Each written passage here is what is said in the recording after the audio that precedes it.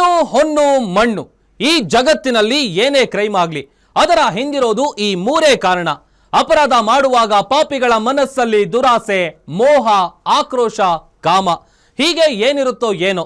ಆಗಬಾರದು ಆಗಿ ಸಿಕ್ಕಿಬಿದ್ದ ಮೇಲೆ ಪ್ರತಿಯೊಬ್ಬ ಅಪರಾಧಿಗೂ ಅನ್ನಿಸೋದು ಮನಸ್ಸಿನಲ್ಲಿ ಕಾಡೋ ಮೊದಲ ಮತ್ತು ಕೊನೆಯ ಪ್ರಶ್ನೆ ಒಂದೇ, ಇದೆಲ್ಲ ಬೇಕಿತ್ತ? ಇದೇ ಈ ಹೊತ್ತಿನ ವಿಶೇಷ.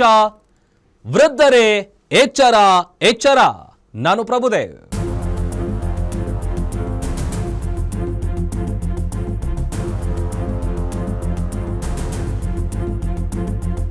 ಆನ್ಲೈನ್ ಡಿಜಿಟಲ್ ದುನಿಯಾದಲ್ಲಿ ಯಾರು ಯಾವಾಗ ಹೇಗೆ ಯಾಮಾರಿಸ್ತಾರೆ ಅನ್ನೋದು ಯಾರಿಗೂ ಗೊತ್ತಾಗಲ್ಲ. ಸಾಫ್ಟ್ವೇರ್ ಇಂಜಿನಿಯರ್ಗಳಿಗೆ ಚಳ್ಳೆ ಹಣ್ಣು ತಿನ್ನಿಸೋ ವಂಚಕರಿದ್ದಾರೆ. ಡಿಜಿಟಲ್ ಅರೆಸ್ಟ್ ಅನ್ನೋದು ಅಷ್ಟು ಸುಲಭವಲ್ಲ ಅಂತ ಪೊಲೀಸರು ಎಷ್ಟೇ ತಿಳುವಳಿಕೆ ಮೂಡಿಸಲು ಯತ್ನಿಸಿದ್ರು ಕೂಡ ಜನ ವಂಚಕರ ಬಲೆಗೆ ಬೀಳೋದು ತಪ್ಪಿಲ್ಲ. ಇದರ ನಡುವೆ ಪೊಲೀಸರು ಡಿಜಿಟಲ್ ಅರೆಸ್ಟ್ನಿಂದ ವೃದ್ಧೆಯೊಬ್ಬರನ್ನ ಪಾರು ಮಾಡಿದ್ದಾರೆ. ಅದರ ಕಂಪ್ಲೀಟ್ ಡೀಟೇಲ್ಸ್ ಇಲ್ಲಿದೆ.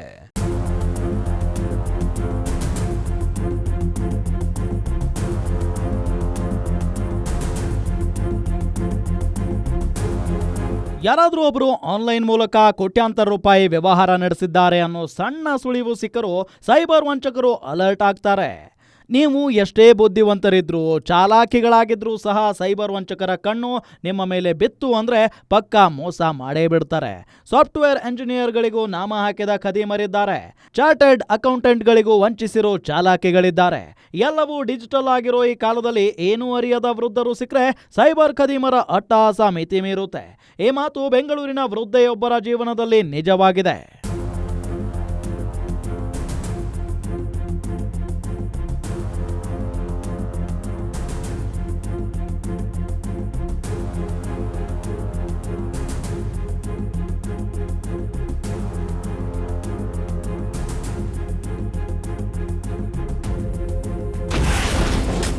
ಬೆಂಗಳೂರಲ್ಲಿ ಕೋಟ್ಯಾಂತರ ರೂಪಾಯಿ ಆಸ್ತಿ ಮಾರಿದ್ದ ಅಜ್ಜಿ. ಆಸ್ತಿ ಮಾರಿದ್ದ ಅಜ್ಜಿಯ ಮೇಲೆ ಬಿದ್ದಿತ್ತು ವಂಚಕರ ಕಣ್ಣು. ಬೆಂಗಳೂರಿನ ಶಿವಾಜಿನಗರದ ನಿವಾಸಿಯಾದ ಲಕ್ಷ್ಮೀ ರಾಮಮೂರ್ತಿ ಬೆಂಗಳೂರಿನಲ್ಲಿ ಕೋಟ್ಯಾಂತರ ರೂಪಾಯಿ ಆಸ್ತಿ ಹೊಂದಿದ್ದಾರೆ. ಹೀಗೆ ತಮ್ಮ ಹೆಸರಿನಲ್ಲಿದ್ದ ಆಸ್ತಿಯಲ್ಲಿ ಒಂದು ಆಸ್ತಿಯನ್ನ ಮಾರಿದ್ರು. ಹೀಗಾಗಿ ಅವರ ಖಾತೆಗೆ ಕೋಟ್ಯಾಂತರ ರೂಪಾಯಿ ಹಣ ಜಮೆಯಾಗಿತ್ತು.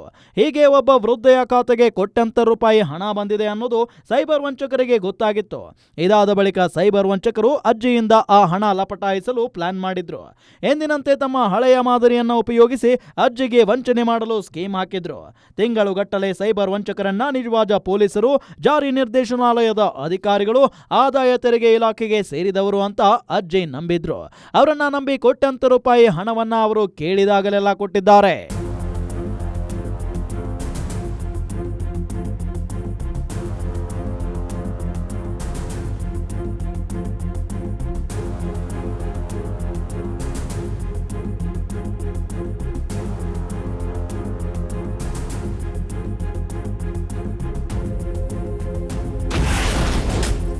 ಐದು ತಿಂಗಳಲ್ಲಿ ಅಜ್ಜಿಯಿಂದ 24 ಕೋಟಿ ಜಮಾವಣೆ. ಡಿಜಿಟಲ್ ಅರೆಸ್ಟ್ಗೆ ಹೆದರಿದ ಅಜ್ಜಿಯಿಂದ ಹಣ ಜಮಾ. ಈ ಫೋಟೋಗಳಲ್ಲಿ ಇರೋರನ್ನ ಒಮ್ಮೆ ನೋಡ್ಕೊಂಡ್ಬಿಡಿ.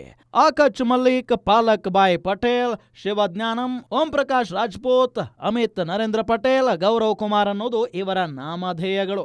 ಒಬ್ಬೊಬ್ಬರು ಒಂದೊಂದು ಊರಿನವರು. ಓಂ ಪ್ರಕಾಶ್ ರಾಜ್ಪೂತ್ ದೆಹಲಿಯವನಾದ್ರೆ ಶಿವಜ್ಞಾನಂ ಬೇರೆ ರಾಜ್ಯದವ. ಬಹುತೇಕರು ಗುಜರಾತ್ ಮೂಲದವರು. ಸೈಬರ್ ವಂಚನೆಯ ಜಾಲದಲ್ಲಿ ಇವರೆಲ್ಲ ಸಕ್ರಿಯರಾಗಿದ್ರು. ಯಾರಾದ್ರೂ ಒಬ್ಬರ ಖಾತೆಗೆ ಕೋಟ್ಯಾಂತರ ರೂಪಾಯಿ ಹಣ ಜಮಾ ಆಗಿದೆ ಅನ್ನೋದು ಗೊತ್ತಾದ್ರೆ ಸಾಕು, ಇವರು ಫುಲ್ ಅಲರ್ಟ್ ಆಗ್ತಿದ್ರು. ಕೋಟ್ಯಾಂತರ ರೂಪಾಯಿ ಹಣ ಬಂದವರಿಗೆ ಕರೆ ಮಾಡಿ ಡಿಜಿಟಲ್ ಅರೆಸ್ಟ್ ಹೆಸರಲ್ಲಿ ಹಣ ದೋಚುತ್ತಿದ್ರು.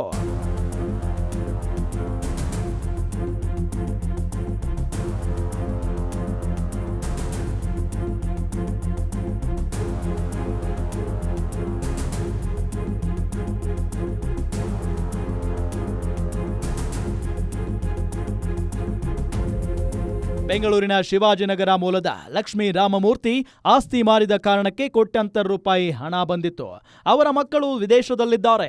ಇಂತಹ ವೃದ್ಧೆಯನ್ನ ಟಾರ್ಗೆಟ್ ಮಾಡಿದ ವಂಚಕರು ಸುಮಾರು 5 ತಿಂಗಳಿನಿಂದ ಡಿಜಿಟಲ್ ಅರೆಸ್ಟ್ ಹೆಸರಿನಲ್ಲಿ ಅವರ ಬಳಿ ಸುಮಾರು 24 ಕೋಟಿ ರೂಪಾಯಿ ಹಣವನ್ನ ದೋಚಿದ್ದಾರೆ.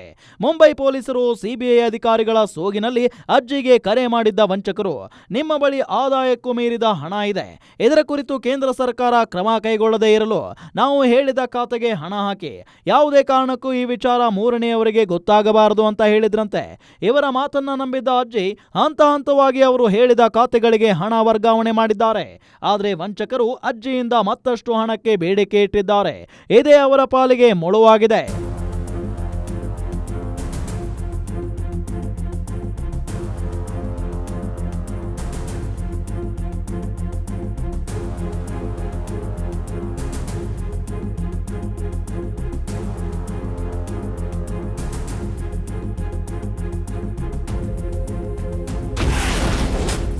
ಅತ್ಯಾಸೆಗೆ ಬಿದ್ದು ಅಜ್ಜಿಯಿಂದ ಹೆಚ್ಚು ಹಣ ಪೀಕಲು ಪ್ಲಾನ್. ವಂಚಕರ ಕಾಟಕ್ಕೆ ಬೆಚ್ಚಿ ಚಿನ್ನ ಅಡ ಇಡಲು ಬಂದಿದ್ದ ವೃದ್ಧೆ. ಅತಿ ಆಸೆ ಗತಿಗೇಡು ಅನ್ನೋ ಗಾದೆ ಇದೆ. ಅಂದ್ರೆ ಆಸೆ ಇದ್ರೂ ಪರವಾಗಿಲ್ಲ, ಹೆಚ್ಚಿನ ಆಸೆ ಇರಬಾರದು ಅನ್ನೋದನ್ನ ಹಿರಿಯರು ಹೀಗೆ ಗಾದೆ ಮಾತಿನ ಮೂಲಕ ಮನವರಿಕೆ ಮಾಡಿಸಲು ಯತ್ನಿಸಿದ್ದಾರೆ. ನಮ್ಮಲ್ಲಿ ಬಹುತೇಕರಿಗೆ ಆಸೆ ಅಲ್ಲ, ಅತಿ ಆಸೆ ಇರುತ್ತೆ. ಇಂಥವರಿಗೆ ದೇವರು ಕೇಳಿದ್ದಕ್ಕಿಂತ ಹೆಚ್ಚು ನೀಡೋ ಮೂಲಕ ಇವರ ಆಸೆಯನ್ನ ಇನ್ನಷ್ಟು ಹೆಚ್ಚು ಮಾಡ್ತಾನೆ. ಇದೇ ರೀತಿ ಅಜ್ಜಿಗೆ 5 ತಿಂಗಳಲ್ಲಿ 24 ಕೋಟಿ ರೂಪಾಯಿ ನಾಮ ಹಾಕಿದ್ದ ವಂಚಕರು ಅಜ್ಜಿಯಿಂದ ಇನ್ನಷ್ಟು ಹಣ ಪೀಕಲು ಪ್ಲಾನ್ ಮಾಡಿದ್ರು. ನೀವು ನೀಡಿದ ಹಣ ಸಾಕಾಗಲ್ಲ, ಇನ್ನಷ್ಟು ಹಣ ನೀಡಬೇಕು ಅಂತ ಅಜ್ಜಿ ಬಳಿ ಡಿಮ್ಯಾಂಡ್ ಮಾಡಿದ್ರು. ವಂಚಕರ ಕಾಟ ತಾಳಲಾಗದೆ ಅಜ್ಜಿ ತಮ್ಮ ಬಳಿ ಇದ್ದ ಸುಮಾರು 1 ಕೆಜಿ 300 ಗ್ರಾಂ ಚಿನ್ನವನ್ನ ಅಡ ಇಡೋಕೆ ಐಸಿಐಸಿಐ ಬ್ಯಾಂಕ್ನ ಕಂಟೋನ್ಮೆಂಟ್ ಬ್ರಾಂಚ್ಗೆ ಬಂದಿದ್ರು. ಅಲ್ಲಿಗೆ ವಂಚಕರಿಗೆ ಕೇಡುಗಾಲ ಆರಂಭವಾಗಿತ್ತು.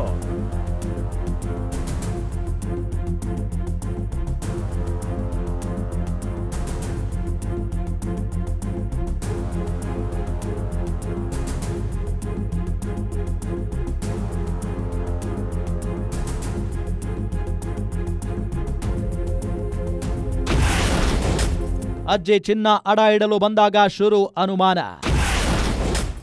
ಸಿಸಿಬಿ ಪೊಲೀಸರಿಗೆ ಮಾಹಿತಿ ನೀಡಿದ್ರು ಮ್ಯಾನೇಜರ್. ವಂಚಕರ ಕಾಟ ತಾಳಲಾಗದೆ ಅಜ್ಜಿ ತಮ್ಮ ಬಳಿ ಇದ್ದ ಚಿನ್ನ ಅಡ ಇಡೋಕೆ ಮುಂದಾಗಿದ್ರು. ಅಜ್ಜಿಯ ಕುರಿತು ಐಸಿಐಸಿಐ ಬ್ಯಾಂಕ್ನವರಿಗೆ ಮೊದಲೇ ಮಾಹಿತಿ ಇತ್ತು. ಹಲವಾರು ವರ್ಷಗಳಿಂದ ಆಕೆ ಇದೇ ಬ್ಯಾಂಕ್ನಲ್ಲಿ ಖಾತೆ ಹೊಂದಿದ್ರು. ಹೀಗಾಗಿ ಅವರ ವಹಿವಾಟಿನ ಕುರಿತು ಬ್ಯಾಂಕ್ನವರಿಗೆ ಕಂಪ್ಲೀಟ್ ಡೀಟೇಲ್ಸ್ ಇತ್ತು.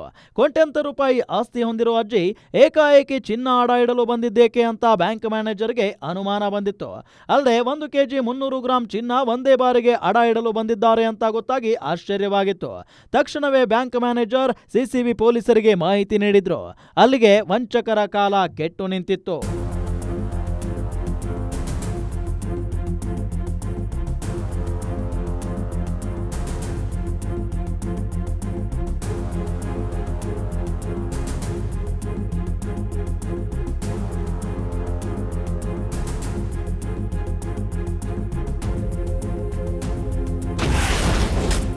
ಆರಂಭದಲ್ಲಿ ಮಾಹಿತಿ ನೀಡಲು ಅಜ್ಜಿಯಿಂದ ಹಿಂದೇಟು.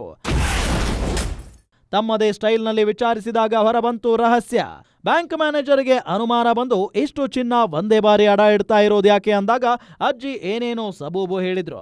ಆಗ ಬ್ಯಾಂಕ್ ಮ್ಯಾನೇಜರ್ ಸಿಸಿಬಿ ಪೊಲೀಸರಿಗೆ ಮಾಹಿತಿ ನೀಡಿದ್ರು. ಸಿಸಿಬಿ ಪೊಲೀಸರು ಬಂದು ವಿಚಾರಣೆ ನಡೆಸಿದಾಗಲೂ ಅಜ್ಜಿ ಮಾಹಿತಿ ಕೊಟ್ಟಿರಲಿಲ್ಲ. ಬಳಿಕ ಪೊಲೀಸರು ತಮ್ಮದೇ ಸ್ಟೈಲ್ನಲ್ಲಿ ವಿಚಾರಣೆ ನಡೆಸಿದಾಗ ಚಿನ್ನ ಅಡ ಇಡಲು ಬಂದಿದ್ದರ ಹಿಂದಿನ ರಹಸ್ಯ ಹೊರ ಬಂದಿತ್ತು. ಸೈಬರ್ ವಂಚಕರು ಅಜ್ಜಿಗೆ ಮಾಡಿರೋ ಮೋಸದ ಇಂಚಿಂಚು ಮಾಹಿತಿ ಬೆಳಕಿಗೆ ಬಂದಿತ್ತು. ಅಲ್ಲಿಗೆ ಸಿಸಿಬಿ ಪೊಲೀಸರು ಸೈಬರ್ ಖದೀಮರಿಗೆ ತಕ್ಕ ಪಾಠ ಕಲಿಸಬೇಕು ಅಂತ ಡಿಸೈಡ್ ಮಾಡಿದ್ರು. ಜೊತೆಗೆ ಅಜ್ಜಿಗೆ ಆಗಿರೋ ಅನ್ಯಾಯ ಸರಿಪಡಿಸಲು ಪಣ ತೊಟ್ಟಿದ್ರು.